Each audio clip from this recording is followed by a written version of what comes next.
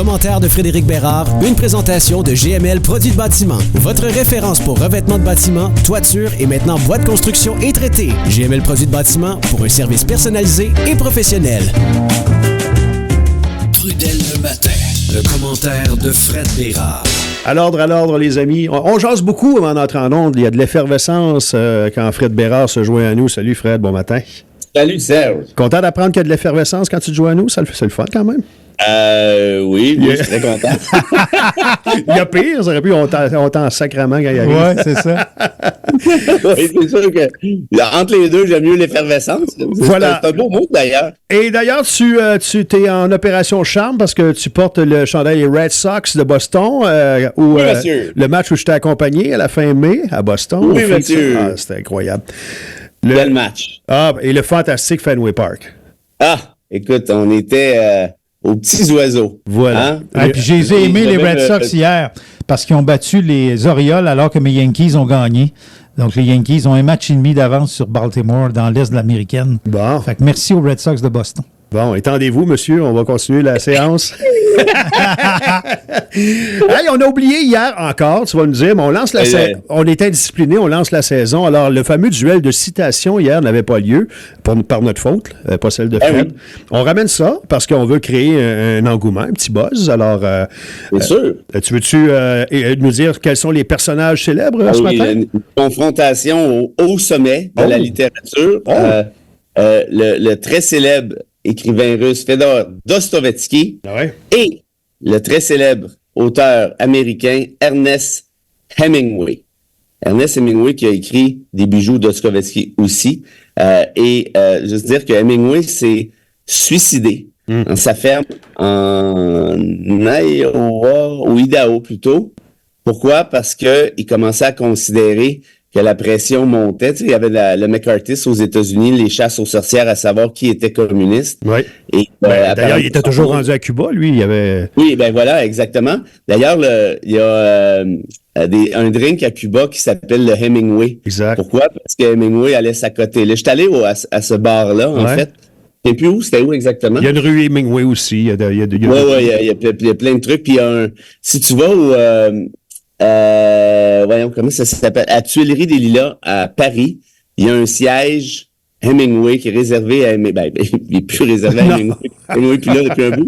Mais il y a un siège hommage à Hemingway. En d'autres termes, bref, si tu te promènes un peu à travers le monde, il y a toujours un peu d'alcool associé à Hemingway. Comme ça. Mais oui, deux très, très grands écrivains. Et tu parlais de suicide. Le timing est bon pour dire que c'est aussi la journée mondiale de la prévention du suicide aujourd'hui. Donc, sérieux, je pensais que tu t'en allais là. Non, pas du tout. Alors, voilà, précision faite. Donc, le Russe, très connu, a presque pas de chance avec toutes les fleurs qu'on vient de lancer. Attention. Alors, le Russe très connu a écrit des absolus bijoux comme les frères et compagnie. Mais on n'en doute pas. Alors, par texto, le 825-255-9909 à tout moment pendant la chronique de Fred, vous pouvez voter. Puis, il y a ton association avec la Maison des Jeunes qui commence à prendre forme aussi, d'une différente forme, parce qu'il y a un tirage qui s'en vient. Ben, en fait, c'est pas une association formelle, c'est juste que j'aime bien leur donner un petit coup de main parce que cette Maison des Jeunes, qui est gérée par mon ami Claudie Lasselle, fait de petits bijoux dans la communauté laurier-montoise, dans la région. C'est superbe. Puis notre ami Dominique Bell est associé à ça parce qu'ils font partie maintenant de votre building. C'est nos voisins. Oui, exactement. Puis Dominique est siège sur le CA de ma fondation, Claudie aussi, en tout cas, bref. Et c'est d'ailleurs là qu'on avait fait la soirée reconnaissance lors des prix du concours de l'étranger. Tout ça pour dire que Claudie Lasselle et sa gang, je pense notamment Félix Légaré, font un travail de fou avec des jeunes qui en ont parfois besoin. C'est un refuge, c'est un repère. Ils font un paquet d'activités. Écoute, c'est fantastique le travail fait. Moi, je l'ai vu là, de mes yeux. Là. Donc, ça fait un an ou deux là, que j'essaie de donner un petit coup de main. Alors, là, ils ont un tirage. Et je me souviens plus de la date. J'ai l'impression que c'est le 22 septembre, mais peut-être que je dis une connerie. Okay. Allez voir sur leur page Facebook où Claudie relaie, en fait, ça. Et j'offre cette année des billets pour le match du Canadien, mardi 1er octobre. et la personne vient avec moi parce que j'aimerais ça y aller avec la personne en question. Alors, il suffit d'acheter des billets pour le tirage en question. Puis là, il y a un paquet d'autres prix, là, des 1000 piastres d'essence, toutes sortes de trucs fantastiques. Alors, voilà. Okay. C'est fait. Encourageons ce fer de lance de la communauté. Belle initiative, Fred, merci. Et André veut savoir c'est contre qui, ce match. C'est les sénateurs. Ah, t'as. Et les sénateurs d'Ottawa. T'as vérifié? Effectivement. OK, c'est bon. Excellent. On va faire un petit arrêt. Il faut payer ton salaire. Déjà? Oui, déjà. Puis on va... Je suis quand même pas si cher que ça. On va parler de la grosse soirée américaine, le duel Harris contre Trump au retour de ceci. Trudel le matin, le commentaire de Fred Bérard. Alors, c'est ce soir, ce fameux débat, ce premier, peut-être le seul, jusqu'à date, c'est le seul qui a été officialisé, accepté par les deux. Et qui sont ces deux? Ben, vous le savez, c'est la ricaneuse contre le grincheux, c'est la droiture contre le tout-croche. C'est Trump contre Harris. C'est une première femme, possiblement une première femme, contre un retour à la présidence de Donald Trump. Fred, toutes sortes de façons de voir ça et d'analyser ça, mais as-tu bon espoir que Kamala Harris va être prête ce soir? Si j'ai bon espoir qu'elle soit prête? Ouais. Moi, je te dirais que n'importe qui fait ce genre de débat. Tu sais que ce qu'on lui reproche, surtout jusqu'à maintenant, c'est qu'elle a été assez absente de s'exprimer devant les journalistes, de répondre à... Bon. Non, c'est une bonne question. Oui, je pense qu'elle va être archi prête. Nécessairement. Elle n'a pas le choix. Un débat comme ça sur le fly en deux pogos, là. Mais maintenant, écoute, ça va être difficile quand même pour elle, en quelque sorte, parce que Trump garoche tellement de la boîte à gauche et à droite. J'en ai déjà fait des débats comme ça avec des gens comme ça. Puis, à un moment donné, là, tu essaies de savoir, il y a tellement de faussetés qui sont spinées aux 2 secondes. Que là, c'est à ton tour de parler, puis là, tu essaies de démontrer que ce qui a été dit, c'est de la boîte, mais c'est parce que t'as juste pas le temps. Là. La TV, ça va super vite. Ouais. Là. La radio aussi, mais il y a quand même un rythme un petit peu plus relax. La télé, en plus, c'est l'image de quoi t'as l'air, la face, est-ce que t'as du beau linge, est-ce que le linge est trop criard, est-ce que le linge est au goût, puis il y a des stéréotypes qui sont beaucoup plus puissant quand on juge les femmes que quand on juge les hommes. Là, ça, c'est démontré en politique. Ouais. Par exemple, la ricaneuse. As-tu déjà entendu la même affaire, toi, d'un politicien? Ah, il est ricaneux, ça m'énerve. Ah, toi, tu sais, Jack Layton était de bonne humeur, puis lui, il dit, ah, regarde, il est de bonne humeur. Ça fait du bien. Ça a créé un buzz. Ben oui, c'est ça. Oui, ça fait du bien. Il a l'air sympathique. J'ai le goût de prendre une bière avec. Harris, elle est de bonne humeur. Ah, elle est ricaneuse, ça me tape ses nerfs. C'est fatigant, on dirait la mairesse de Montréal. Oui, mais c'est justement... Moi, en tout cas, ça, juste pour dire, petite parenthèse, ça me fait rire, c'est le cas de le dire. Qu'est-ce qui te dérange dans le fait que le politicien soit de bonne humeur, disons? Qu'est-ce qui a... Je sais pas. Là, c'est une vraie question que je pose. Ben, peut-être qu'il y a certaines personnes, ça les dérange parce que les sujets sont sérieux, souvent, au niveau de la politique. Puis quand la personne, à tout bout de champ, elle avait le sourire, puis comme si elle prenait pas ça au sérieux, ça peut donner cette image-là. C'est peut-être ce côté-là que ça dérange certaines personnes, parce que, comme toi, je peux pas voir que ça peut pas faire du bien de voir quelqu'un sourire à... Moi, je pense que c'est juste un réflexe misogyne. Moi, je pense que c'est juste que...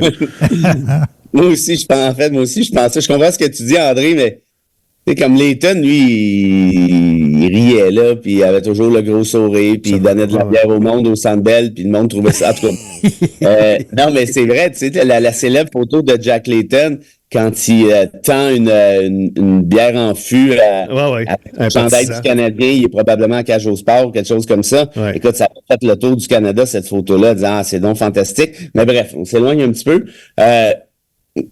Ça va être difficile pour Harris parce que si elle essaie de répondre à Trump, elle gagnera pas, là. Ça, c'est impossible. Je pense que, en tout cas, si j'étais à sa place, puis je le suis pas, heureusement, mais ce que je ferais, c'est, je martellerais que Donald Trump a été condamné par un tribunal, par un jury, c'est reconnu, c'est réglé, la preuve a été analysée, puis il y a 3 autres procès qui s'en viennent pour des affaires excessivement graves, dont on a entendu la preuve notamment, par exemple en Géorgie, quand il dit au directeur des élections là-bas, trouve-moi donc X nombre de votes, et on l'entend là sur le... Bref, il va être condamné pour ça aussi, fort probablement. Donc, en d'autres termes, est-ce que vous préférez avoir un criminel condamné ou quelqu'un qui ricane. Moi, c'est entre les deux. Je te suis là-dessus. De bonne humeur, je te suis là-dessus à 100%, Fred. Mais le fait qu'il va jamais en prison fait en sorte que...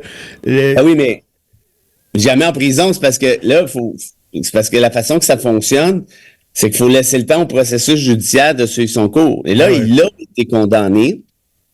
Mais comme par magie, évidemment, ils ont repoussé sa sentence comme après novembre. Ben oui. Mais vous voyez, c'est ça l'importance c'est important ça qu'on en parle 2 secondes, je pense. C'est ça l'importance d'avoir un pouvoir judiciaire qui soit indépendant et impartial. Et on a bien des défauts au Canada, là, politiquement parlant, mais il y a une belle réalisation, c'est celle du pouvoir judiciaire, qui est pas parfait, on s'entend bien. Évidemment que les juges ont des biais, mais jamais tu verrais une affaire comme ça, là. Ouais. Jamais tu verrais ça. Puis la Cour suprême des États-Unis, qui a été pactée par Trump, il y a 6 juges contre 3 maintenant, est allé dire, je pense que c'est au mois de juin, si je fais pas erreur, est allé dire que dans le cadre de ses fonctions, le président a une immunité, même en rapport à ce qu'il peut commettre comme acte criminel. Mais c'est complètement hallucinant, là. Je veux dire, tu verrais jamais ça ici. Fait que ça fait en sorte que les gens perdent confiance, puis des deux côtés, parce que bon, ceux qui sont contre Trump disent, ben non, c'est n'importe quoi. Et à l'inverse, ceux qui sont pour Trump, ben ils disent, de toute façon, les juges, ça sert à rien, c'est une joke. Puis quand il y a une décision contre Trump, c'est nécessairement une mauvaise décision, c'est nécessairement du lynchage, c'est de la persécution. En d'autres termes, il y a tellement de mensonges puis de n'importe quoi que tu arrives à un moment donné où il y a personne qui ne croit plus en rien. Ça, c'est Hannah Arendt, la grande philosophe, qui disait ça. Puis là, je pense qu'on entre dans un ère comme celui-là. On est dedans. C'est qu'il y a tellement de mensonges au quotidien. On est dedans, je te dis. Qu'on ne croit plus en rien d'un côté comme de l'autre. Puis ça devient compliqué. Écoute, j'ai fait une autre radio tout à l'heure, puis il y a une personne qui est débarquée pour dire c'est n'importe quoi, Trump n'a jamais été condamné, il n'y a jamais de preuves contre... Ben, c'est parce que, ben oui, il est condamné, monsieur, là. Non, il n'y a jamais eu de preuves là-dessus, il n'a pas été condamné. Mais là, c'est parce que je ne vais pas m'obstiner pendant 3 jours. il y a une décision de la Cour. Il y a des faits, mais on ne va pas les voir. Ben oui. Rendu là, je veux dire, tu peux plus, là. Et ce qui est inquiétant, c'est est-ce que tu peux avoir une démocratie qui est basée sur un mensonge permanent? Franchement, je pense pas. Et ces mêmes personnes qui défendent le fait que Trump, justement, est jamais en prison et qui sont d'accord avec le fait que les juges sont nommés par le gars au pouvoir, ben, vont se rabattre sur les médias ici qui ont des subventions puis qui sont influencés par le fait qu'ils ont des subventions. Tu sais, c'est un peu dur à suivre. Là. C'est vrai qu'on a beaucoup d'influence sur ce qui se passe aux États-Unis. Oui, beaucoup. C'est connu. Mais tu vois, si tu me permets un petit commentaire, il y a un dénommé Volker Turk. C'est un gars super important qui est le haut commissaire de l'ONU aux droits de l'homme. Évidemment, tu sais que j'aime bien les droits de l'homme, je trouve ça important. Donc, techniquement, c'est un analyste impartial. Et là, il nous met en garde, mon Serge, contre ceci.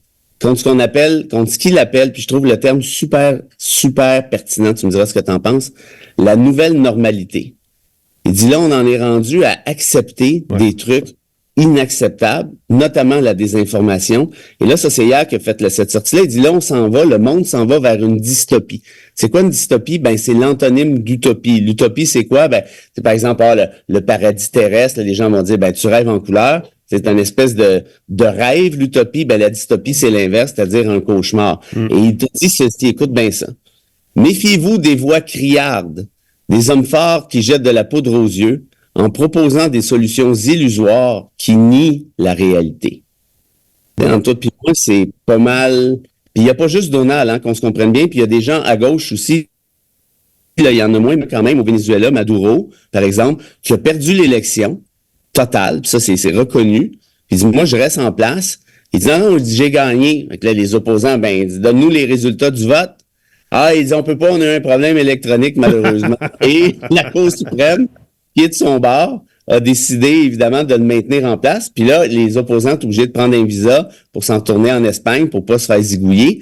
Fait que ça pour dire qu'il n'y a pas juste Trump, il y a un mouvement planétaire. Tu le vois en Europe aussi. C'est sûr que Trump, c'est le chef de file de tout ça, là, depuis 2016, essentiellement. Puis on en parle beaucoup parce que c'est un voisin, puis parce que les États-Unis, le pays le plus riche, le plus important au monde, le plus puissant. Mais reste qu'il y a la recette du Trumpisme, puis tu te rappelleras, ça fait plusieurs années qu'on fait de la radio ensemble, moi, j'ai toujours dit, c'est pas Trump, moi, qui me fait peur. C'est son livre de recettes.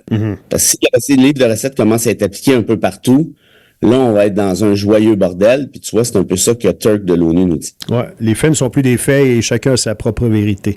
3 minutes de 8 heures, on est dû pour entendre la citation du vote de ce matin. Entre tu nous rappelles le pugiliste à gauche, le russe? J'ai fait une erreur, mon ami Laurent m'a Une chance qu'il est là, lui. Oui, une chance qu'il est là. Parce que j'ai fait Dostoevsky, c'est pas Dostoevsky, c'est Dostoïevski. OK. Et, bon, c'est léger, tu me diras, mais d'accord. Moi, je l'avais remarqué, mais je disais rien. Ça, c'est du grand André. Mais c'est Ernest qui l'emporte par quelques votes. Dire qu'on l'a aidé un peu. On l'a aidé un petit peu, voilà. C'est comme un sondage léger, là. On suggère la réponse. Vas-tu pour le PQ? Non. Ben, t'es sûr que tu vas pas pour le PQ? Ben, là, je sais pas. Ben, en tout cas, moi, ta place, je voterai pour le PQ. Ah, ben, OK. La souveraineté, monsieur? Non, ça vous dit rien? Oui, ben, pensez-y, là, tous les avantages. Ah oui, tu vois. Bon. Alors, mais juste avant de te lire, le cher Ernest, laisse-moi un petit détour mini par ce bon Albert Camus qui te répond à la question du mensonge de ce matin en disant ceci. La liberté consiste d'abord à ne pas mentir. Là où le mensonge prolifère, la tyrannie s'annonce ou se perpétue. Ah, Albert. Pas beau, ça? C'est beau juste. Bon. Et là, maintenant, on retourne à Ernest, ce grand écrivain qui a écrit, je l'ai dit tout à l'heure, je pense, Le vieil homme et la mer. Hein, c'est le gars qui pêche un marlin géant. Bon, il y a eu un film là-dessus là, dans les années 60. Un classique de chez Classique, puis il y en a plusieurs d'autres, notamment Paris est une fête. Il te dit ceci, et je ne sais pas à qui je l'ai dédié. André. Peut-être André, il n'est pas pire. Je pense pas qu'il est temps de viser. En tout cas, on va dire André pour le... OK. Ça va être plus facile. Je suis capable d'en prendre, oui. André, écoute bien ça. Il faut 2 ans pour apprendre à parler et 50 ans pour apprendre à se taire. Ah, c'est fantastique. C'est fantastique. Ouais, ça s'applique André, moi je suis d'accord. Pour des gars de radio, c'est pas winner. Okay. C'est pas winner, mais oui, les BBM, ils s'en foutaient un peu. Ah, je pense que oui. C'est bon. Hey, on se dit à demain?